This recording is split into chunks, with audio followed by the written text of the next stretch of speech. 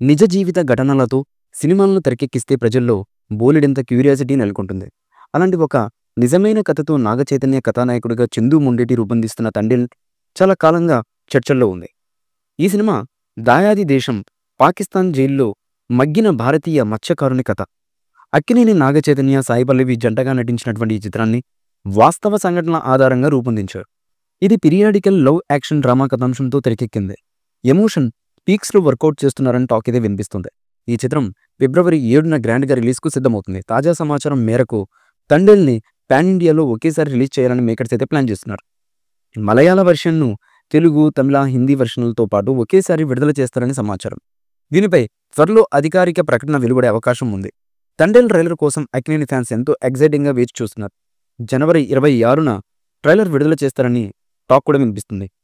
Pending చిత్రీకరణను శరవేగంగా పూర్తి చేస్తున్నారు. నెలాఖరుకు నుంచి ప్రమోషన్లను ప్రారంభించడానికి 'తండేల్' బృందం ప్రిపరేషన్లో ఉందని సమాచారం.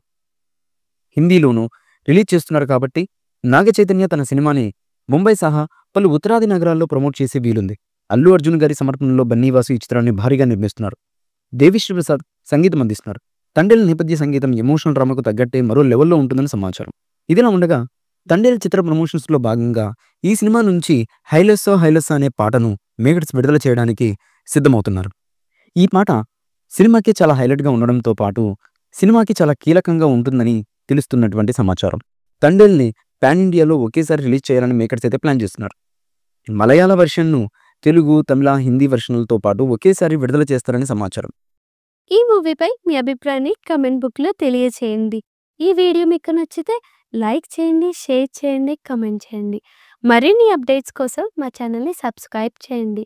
అలాగే పక్కనే ఉన్న గంట సింబల్ని గట్టిగా కొట్టండి.